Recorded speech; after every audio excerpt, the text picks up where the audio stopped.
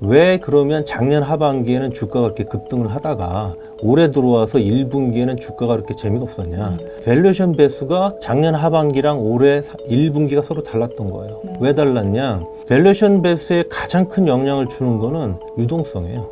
저는 2분기에는 유동성 증감률이 다시 회복되거나 2분기부터 해서 주가가 다시 좀 빠르게 오를 가능성이 있다고 봐요. 4월부터 이분기부터. 멀지 않았다고 보는 거죠. 한국경제신문 허란 기자입니다. 저희 구독자 여러분들 중에서는 직장인도 계실 테고 자영업자, 취준생, 전업주부 다양하실 텐데요. 그래도 모두의 화두는 경제적 자유가 아닐까 생각이 됩니다. 우리의 통장 잔고를 지키기 위해 놓쳐서는 안 될 인터뷰 콘텐츠로 허란의 경제 한 끼를 시작하려고 합니다. 오늘의 든든한 한 끼로 반도체 업황을 준비했습니다. 첫 번째 게스트로 송명섭 하이투자증권 연구위원님 모셨습니다. 안녕하세요. 예, 반갑습니다. 네, 안녕하세요. 오늘의 든든한 한 끼 책임져 주실 거죠? 최선을 다하겠습니다. 삼성전자 1분기 잠정 실적이 나왔는데요. 매출이 65조 원, 영업이익이 9조 3천억 원으로 나왔거든요. 연구위원님께서 직전에 예상한 매출이 61조 원, 영업이익이 9조 5천억 원이었는데 차이가 발생한 이유는 뭘까요? C라든지 아니면은 IM 같은 그런 세트 부분 판매가 제가 생각했던 것보다 좀 좋았던 것 같고요.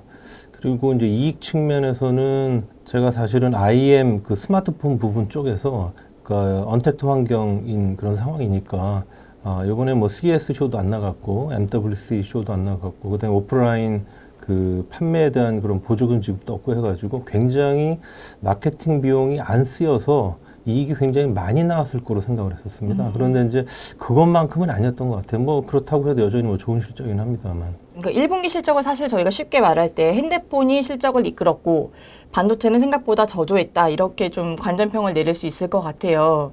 그런데 이제 2분기 실적으로 관심은 쏠려갈 텐데 2분기에선 상황이 반대가 되는 거죠. 네, 맞습니다. 제가 지금 2분기 삼성전자 영업이익을 10.3조 원으로 전망하고 있는데 그렇게 개선되는 거는 이제 두 가지 이유가 있습니다. 이제 첫 번째는 반도체 부분의 그 2분기 지금 고정거래 가격이 생각보다 더 많이 올랐어요. 그래서 반도체 가격이 좀 많이 오른 만큼 반도체 부분에 특히 메모리 반도체 부분의 실적이 이제 상당히 많이 좋아질 거고요. 그 다음에 1분기에 미국의 오스틴 라인, 이제 비메모리 라인이죠. 이제 거기서 그 정전 사태가 벌어지면서 그러면서 이제 비메모리 부분이 안 좋았는데 제 생각에는 그게 이제 생산이 재개되기도 하고 사실은 그게 그 텍사스 주정부 요청으로 이루어진 거기 때문에 2분기에 아마 그에 대한 일부 보상금이 환입이 되지 않을까 이제 그런 생각이 좀 듭니다. 그래서 반도체 부분 실적이 이제 많이 좋아질 거고 그 다음에 디스플레이 부분에서도 일회성 이익이 있을 가능성이 있어요. 네, 그거는 뭐냐면은 최대 고객사가 그 삼성전자의 전용 라인을 갖고 있습니다. 그래서 이제 당초 계약을 할 때 일정한 물량을 사주지 않으면 이제 그에 대한 보상금을 지급을 하는 그런 그 조항이 있는 걸로 알고 있습니다. 그래서 지난 몇 년간 계속 2분기에 그러한 보상금 지급이 있었거든요. 그래서 요번에도 어느 정도는 그 보상금 지급이 좀 있을 거기 때문에 사실은 디스플레이 부분 2분기에 그 펀더멘탈은 좋지는 않아요.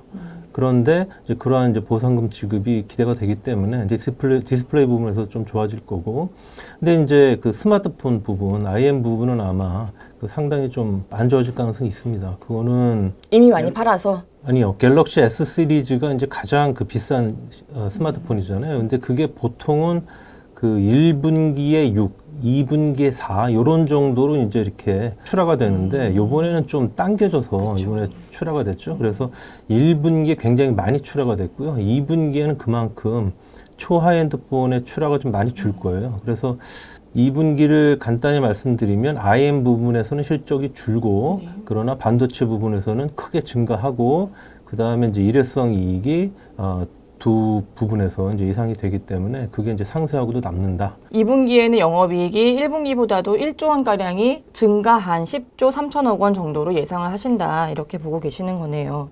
반도체 실적이라는 게 결국에는 Q와 P 이렇게 나눌 수 있잖아요. 즉 생산량과 가격으로 구분을 해서 봤을 때 방금 전에 설명해 주신 것처럼 이 반도체의 고정 거래 가격 이란 게 있고 사실은 현물 가격이라는 것도 또 있죠. 근데 이 고정 거래 가격과 현물 가격의 차이가 격차가 조금 벌어지고 있는 거 아닌가요? 이에 따라서 또 삼성전자의 반도체 실적에는 어떤 영향을 줄 수 있는 건가요? 그 2분기 고정거래 가격 상승이 그러니까 1분기 현물 가격의 급등을 반영한 면이 있는 거고요.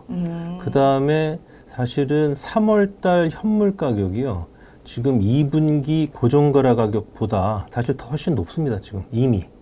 당연한 얘기 아니에요? 고정거래 가격이란 건 장기 거래 가격 아닌가요?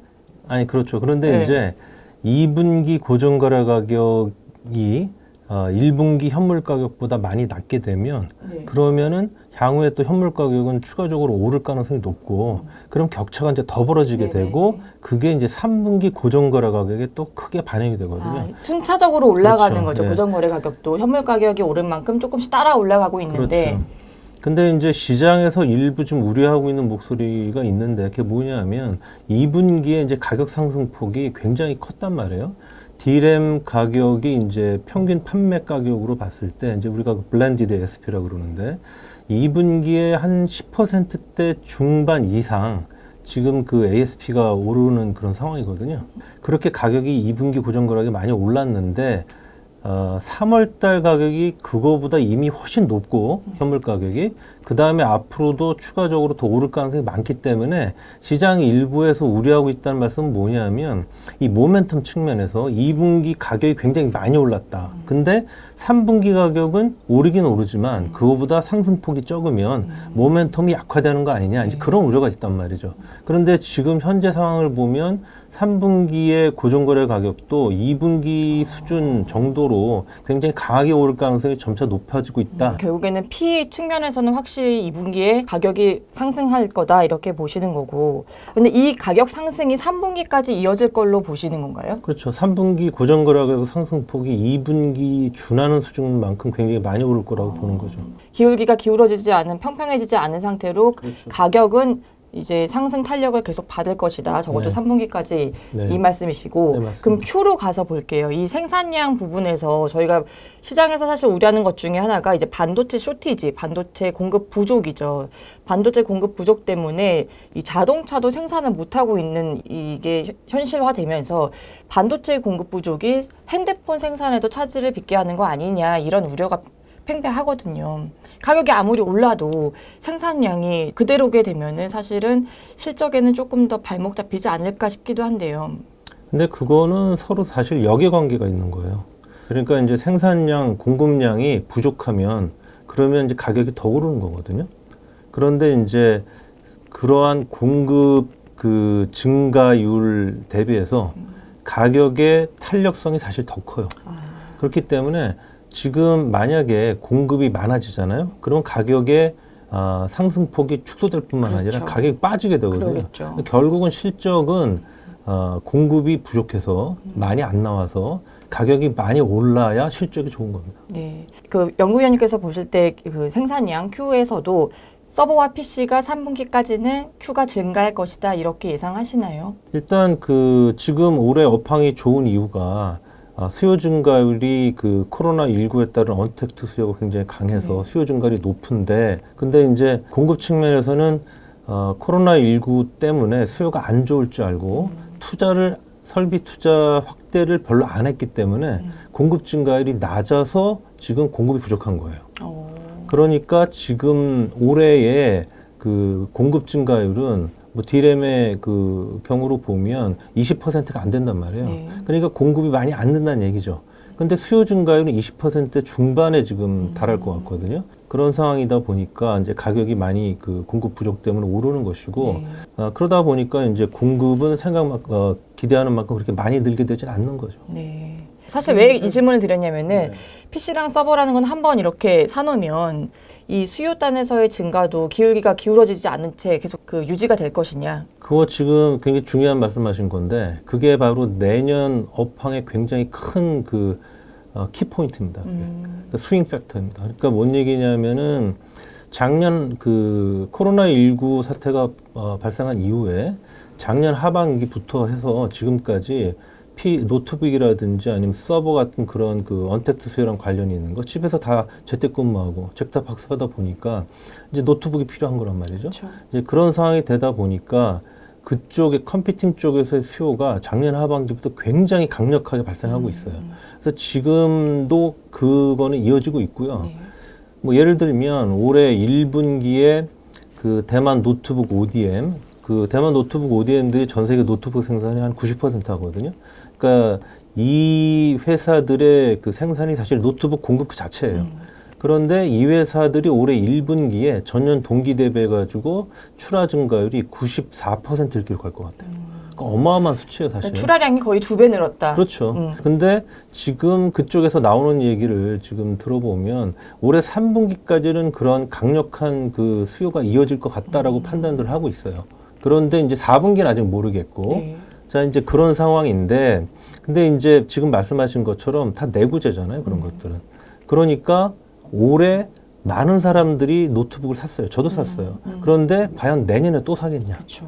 그렇게 되면은 내년에는 이런 강력한 언택트 수요가 급감할 가능성이 있는 거잖아요. 예, 그게 또 내년 업황을 보는 그 중요한 그 키포인트 중에 하나인 거죠. 4월에 3분기 얘기를 하지만 주가라는 게 결국에는 길게는 6개월 선반영하기도 하잖아요. 그렇게 따졌을 때 이미 이 3분기까지 수요가 증가하는 거고 그 다음은 모르겠다 이러면은 주가가 지금 이렇게 지지부진한 거는 그 이유 때문이지 않을까 싶기도 하네요. 지금 주가가 부진한 거는요. 제가 이제 개인 투자가분들하고 이제 접할 기회가 있으면 그러면 이제 항상 드리는 말씀이에요. 뭐냐면은 꼭 반도체뿐만 아니라 모든 주가는 주당 가치에다가 밸류에이션 배수를 곱해서 나오는 거예요. 그러니까 우리가 흔히 아는 EPS, 주당 순이익, 아니면은 BPS, 주당 순자산 가치, 거기에다가 퍼라든지 PBR 같은 그런 그 멀티플을 곱해서 나오는 거란 말이에요. 자, 그러면 자, 이런 경우가 있단 말입니다. EPS가 100원이에요. 그런데 어떤 때는 똑같은 삼성전자라고 할 때도 퍼가 10배가 적용이 돼요. 그러면 주가가 1,000원인 거죠. 그런데 어떤 때는 또 20배가 적용될 때가 있어요. 그럼 주가는 똑같은 주당 가치인데 실적은 똑같은데 주가는 2배가 되는 거예요. 그렇죠. 자, 그게 바로 이제 멀티플의 영향인 거예요. 그래서 주가를 판단하실 때는 그 주당 가치가 어떻게 되냐, 즉 실적이 앞으로 어떻게 될 거냐, 그걸 먼저 보셔야 되고, 두 번째는 그 밸류에이션 배수가 오를 상황이냐 내릴 상황이냐, 이제 그걸 보셔야 되는데, 왜 그러면 작년 하반기에는 주가가 그렇게 급등을 하다가 올해 들어와서 1분기에는 주가가 그렇게 재미가 없었냐? 그거는 사실은 주당 가치 측면에서는 하나도 변한 게 없거든요. 그렇죠. 왜냐하면 실적은 계속 좋아졌으니까. 그런데 밸류에이션 배수가 작년 하반기랑 올해 1분기가 서로 달랐던 거예요. 왜 달랐냐? 밸류에이션 배수에 가장 큰 영향을 주는 거는 유동성이에요. 그래서 글로벌 유동성 전년 동기 대비 증감률이라는 지표가 있습니다. M2 기준 유동성으로 이제 구하는 건데, 그게 삼성전자 하이닉스의 그 밸류에이션 배수들하고 그림을 같이 그려보면 똑같아요. 올라가는 폭도 똑같고 변곡점도 같아요. 작년에 이제 하반기는 그래서 이제 주당 가치 실적이 업황이 좋아지고 실적이 좋아질 것 같으니까 주당 가치도 오르고 거기에 밸류에이션 배수도 급등을 하면서 주가가 쫙 위로 올라간 거죠. 그런데 올해 들어와 가지고 20%에 달했던 글로벌 유동성 증감률이 지금 현재 16%까지 내렸어요. 그게 결국은 밸류에이션 배수를 누른 겁니다. 그러니까 주당 가치가 좋아도 주가가 못 오른 거죠. 요 말씀은 사실은 이제 금리 상승의 이제 위협까지 있는 상황에서 유동성이 크게 증가하기 힘들다, 즉 밸류에이션을 더 높이 받기는 힘들다, 요렇게 보신다는 네, 거죠. 그게 바로 지금 정확한 포인트예요. 네. 그러니까 지금 뭐 여러 가지 뭐 금속 가격도 오르고 유가도 오르고 그다음에 뭐 각종 뭐 밀 가격 뭐 여러 가지 원자재 가격 오른 데다가 미국채 10년 금리 뭐 굉장히 2% 근접하고 이러다 보니까 사실은 그 금리가 상승할 수 있다라는 그런 우려가 있고, 결국 그게 유동성을 의미하는 거죠. 이런 이유 때문에 기관들도 삼성전자 비중을 줄인 건가요? 최근에 와서 이제 기관들 중에 일부 기관들이 약간 그 반도체 주식을 비중을 좀 줄였는데, 그런데 이제 이게 뭐 추세적으로 줄이는 건 아니고 기관 투자가들도 지금 추이를 보고 있는 거죠. 이제 네. 반도체 업황과 실적의 이제 강도, 그 다음에 이제 말씀드린 그런 그 유동성 이런 것들을 다 뭐라 그럴까요? 체크하고 있다 그럴까요? 그러니까 반도체 수요라는 업황 측면은 뭐 4분기에는 아직 모르겠다, 이건 조금 더 지켜보면 될 일인 것 같은데, 이 밸류에이션 측면은 사실 유동성과 센티멘탈 뭐 이런 것들이 다 복합적으로 작용되는 걸로 봐야 될까요? 연구위원님 보실 때 이 밸류에이션이 어떤 때는 10배가 적정하고 어떤 때는 20배도 적정해. 이거를 가르는 가장 중요한 요인들은 뭐예요? 그 제가 말씀드렸던 그 유동성이에요. 그러니까 그 가끔씩 이제 뭐 리레이팅이라는 단어가 등장하잖아요. 그러니까 리레이팅이라는 말은 과거 뭐 삼성전자의 경우를 보면 예를 들면은 삼성전자가 반도체 회사였다가 스마트폰 사업 부분이 굉장히 커지면서 스마트폰 회사가 됐으니까 그러니까 이제 높은 밸류에이션을 받아야 된다. 이제 그런 주장도 있었고 심지어는 뭐 옛날에 자동차 진출했다가 그 사업 접었으니까 높은 밸류에이션을 받아야 된다. 그런 주장도 있었어요. 근데 사실 그런 것들이 물론 틀린 얘기는 아니에요. 그러니까 일부 영향을 줄 수 있어요. 이제 과거 뭐 다른 뭐 그 외국 회사의 그 경우를 봐도 예를 들면 애플이 스마트폰 하드웨어 업체였다가 지금은 이제 뭐 그 소프트웨어 또는 구독자 위주로 이제 그런 쪽으로 이제 사업 구조가 바뀌면서 그러니까 리레이팅이 되는 거는 사실이거든요. 근데 그런 것보다 더 중요한 영향을 주는 것은 역시 유동성이고 저는 2분기에는 유동성 증감률이 다시 회복되거나 아니면 적어도 떨어지지 않을 가능성이 높다고 봐요. 이유는요? 그거는 당연히 이제 미국에서 또 우리나라에서 코로나19 지원금이 더 큰 규모로 풀리잖아요. 그러니까 이제 유동성이 다시 이제 공급이 될 거고 그러면은 지금 2분기, 3분기 뭐 이런 식으로 가면서 실적이 시장 예상치를 지속적으로 상회할 거란 말입니다. 특히 이제 뭐 하이닉스라든지 삼성전자 반도체 부분 같은 경우는 그러면 이제 주당 가치가 또 오르는 거죠. 이제 거기에 유동성 증감률이 회복이 된다든지 하면서 밸류에이션 배수가 다시 오른다 그러면 저는 그래서 2분기부터 해서 주가가 다시 좀 빠르게 오를 가능성이 있다고 봐요. 2분기 6월부터 아니요. 6월이 아니라 이번 지금 4월이니까. 4월부터. 2분기부터. 멀지 않았다고 보는 거죠. 아. 그러니까 돈이 이제 2분기부터 풀리니까.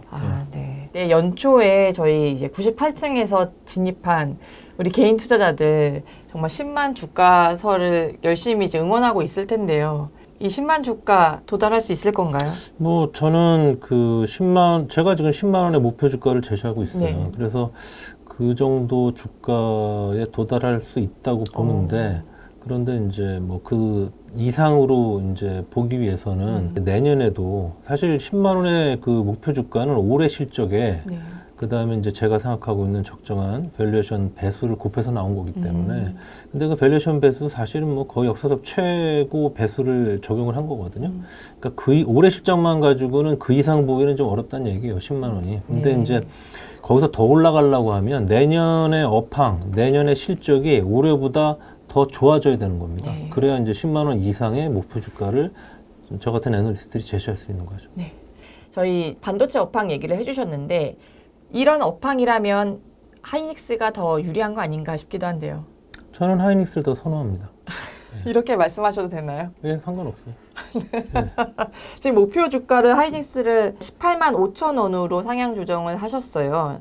3월 4일에. 그 이후로는 아직 그 상향 조정은 안 하셨고 더 상향 조정하실 수도 있어요. 그거는 이제 실적이 제 예상치를 상회하면 상향 조정할 수 있죠. 반도체 가격 상승세는 3분기까지 이어질 것이다 라고 말씀을 해주셨는데 SK하이닉스가 삼성전자보다 더 유리하다 이렇게 보시는 거는 결국엔 핸드폰 사업이 없으니까 순수 반도체 회사니까 이렇게 봐야 되는 건가요? 예, 뭐 몇 가지 이유가 있는데 첫 번째는 이제 말씀하신 대로 지금 반도체 부분에서의 실적 개선 폭이 뭐 스마트폰이라든지 디스플레이라든지 가전 이런 그 기타 부분의 실적 개선 폭보다 월등히 크기 때문에 실적의 좋아지는 속도로 보면 이제 하이닉스가 아무래도 삼성전자보다는 더 좋고 그 다음에 제품 구성면에서 차이가 있어요. 예, 그래서 삼성전자 같은 경우는 이제 자기 자체 사업 부분에 이제 스마트폰 부분이 있잖아요. 그러다 보니까 그쪽으로 이제 공급을 하기 위해서 이 모바일 쪽의 반도체 부분 비중이 꽤 높은 편이에요. 근데 최근에 가격 상승을 주도하고 있는 쪽은 PC나 서버 이쪽이거든요. 근데 이제 하이닉스의 경우에는 특히 서버 쪽의 비중이 월등히 높아요. 그리고 지금 서버 쪽에서 지장 점유율 1위가 하이닉스입니다. 삼성전자가 아니고. 그러다 보니까 상대적으로 더 가격 상승 속도가 빠른 거죠. 하이닉스가 삼성전자보다. 조금 더 설명을 해드리면은 이제 PC와 서버의 디램 가격의 2분기 상승률이 10%대 후반이었다면 20% 넘어갑니다. 20%가 넘었다면 네. 굉장하네요. 반면에 이제 모바일용 디램은 10% 정도다.